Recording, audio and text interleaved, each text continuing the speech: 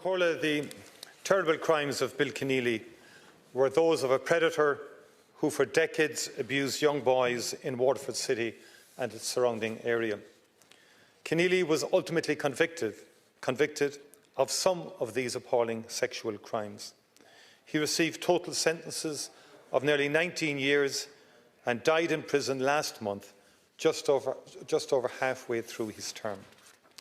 The report of Mr Justice Michael White, arising from the South East Commission of Investigation, has been presented to the Government, the Oireachtas, and published in full.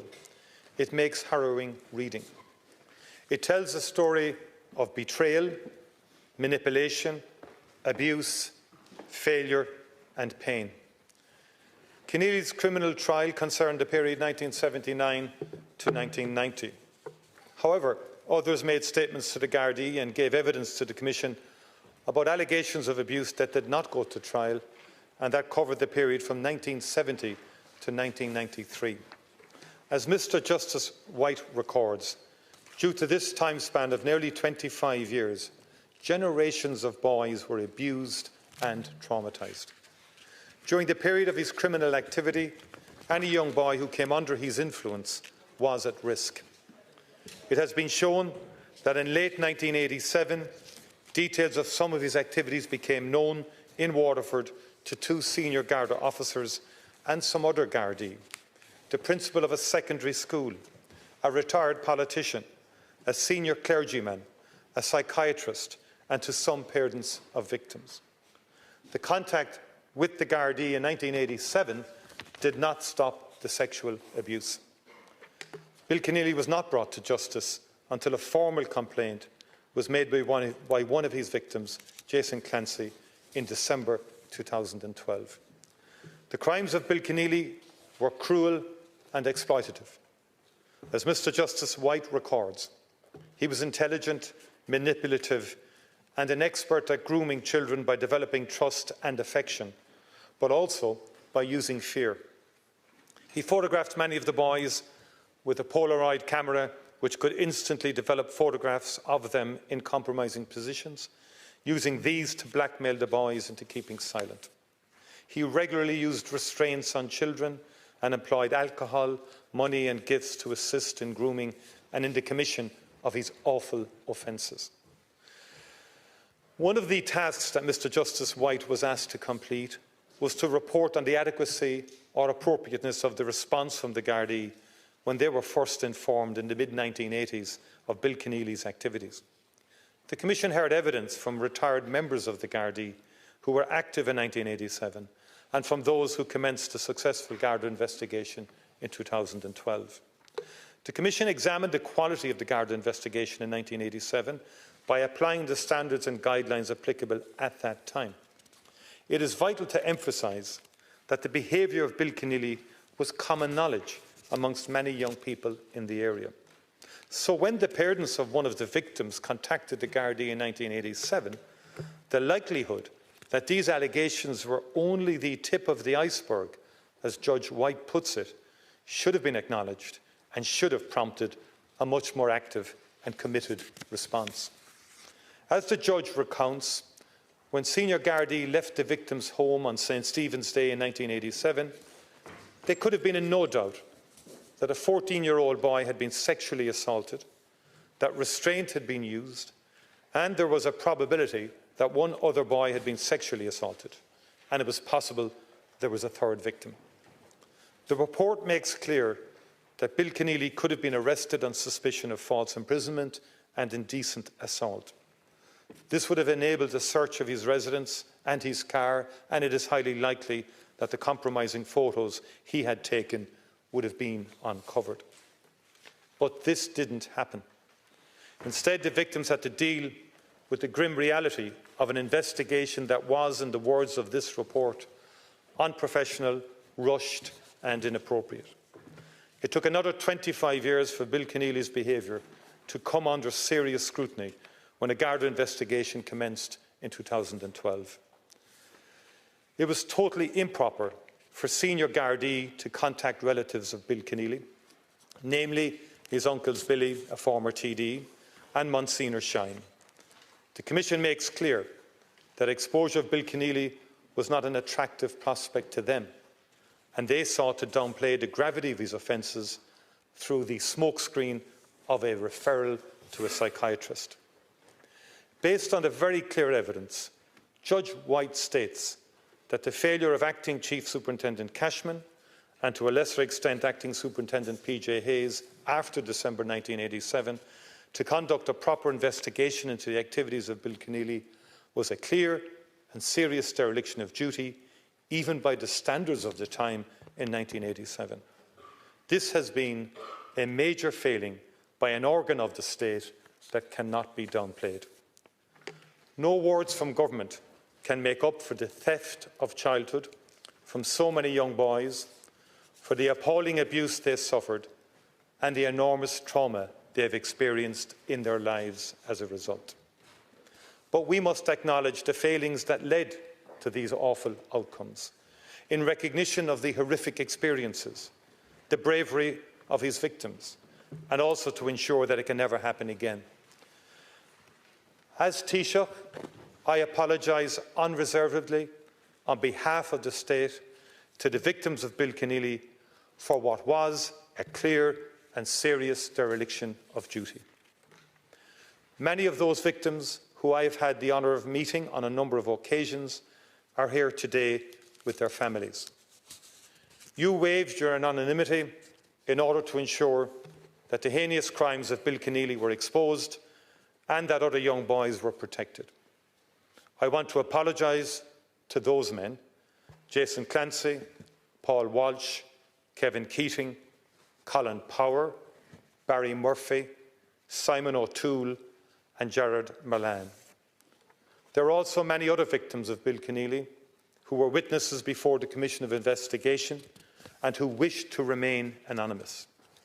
Mr. Justice White records that there were 22 such witnesses.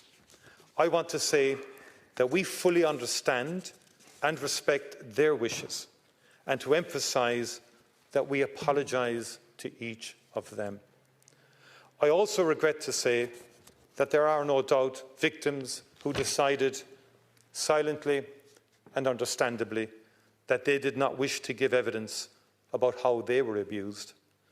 To those unknown men, I also extend a deep and sincere apology. I want to acknowledge all of these victims. I want to recognise that we would not have this report, we would not have the truth, and there would not be this state apology without the remarkable bravery and strength of Kenneally's victims. Their fight to ensure that there was a public inquiry has been fully vindicated. There is a very real public benefit in recording what happened in Waterford. This report is a warning to all of what can happen when people in positions of authority do not do their job. Mr. Justice White has also made a serious finding against former members of this House. The Commission addresses the knowledge of Billy Kenneally Sr., who was a former TD when he was informed of the activities of his nephew in 1987. Mr. Justice White also concludes that his son, Brendan Kenneally, TD's subsequent actions in 2001, at the very least fell substantially below the standards of the Commission would expect from a TD and of Mr. Kenneally's experience. He notes that Brendan Kenneally had one obvious option: to report this matter to the Child Protection Services of the South Eastern Health Board in Waterford and ask that service to carry out a risk assessment. The actions of three influential relatives, former TD Billy Kenneally Sr., Monsignor Shine, and then TD Brendan Kenneally, constituted a failure to bring the matter into the public domain or to report the matter to the relevant statutory agencies. A failure, in short, to protect children. There is no question about the duty public representatives have to put the safety of others first. And I repeat the fact that two TDs, Billy Kenneally Sr. and Brendan Kenneally, failed in that duty to the victims of Bill Kenneally. They failed the victims by putting their own relative first. I am profoundly sorry that two former public representatives from my party so comprehensively failed to defend and protect young children from their nephew and cousin. If there is any solace to be taken from this harrowing report, it is that Mr. Justice White acknowledges that the change in legislation and services and understanding of child sexual exploitation since 1987 has been profound, and the approach of the statutory services has changed beyond recognition. An Garda Síochána now have a more modern and professional approach to dealing with complaints of sexual exploitation of children, including investigation of historical child abuse. Bitter experience has taught Irish society that sexual exploitation of children can come from all sources, and Judge White's report reminds us of the importance of listening, of empathy and engagement when victims of sexual abuse do come forward. Victims may have tried to raise their plight in the past and not been dealt with in a sensitive manner. This burden can weigh heavily upon them and lead to suspicion and mistrust if contact is not sustained once allegations are received. I would urge all public officials to be aware of this and strive to keep victims fully informed on an ongoing basis. Another issue that Mr. Justice White asked to be addressed is the absence of a criminal offence of misconduct in public office. He finds that there is no such offence of serious dereliction of duty by a public official which falls short of deliberate perversion of the course of justice. He recommended that this issue be referred to the Law Reform Commission for urgent consideration, and this has already been done. Last week, at the request of the Minister for Justice, the Attorney-General formally referred this issue to the Law Reform Commission. It is entirely proper that public officials are held to the very highest standards and are seen to uphold them. If we fall short, as public officials did so clearly in this case, then we must be held to account and dealt with by exacting laws. Otherwise, trust in the institutions and basic functioning of our state will be undermined. I am also aware that some of the victims of Bill Kenneally have instituted proceedings against An Garda Síochána for its dereliction of duty. I would like to see those and any future proceedings resolved as quickly and as fairly as possible. For those victims who spoke to the Commission, including those who wish to remain anonymous, officials in the Department of Justice are considering a means of providing redress outside of the legal process and will engage with victims directly in relation to this process. Finally, I want to thank Mr. Justice White for producing this thorough and accessible report. The best that an inquiry can do is produce a report that hopefully provides answers. I believe this report does provide answers for the victims of Bill Kenneally and is a testament to their bravery and resilience.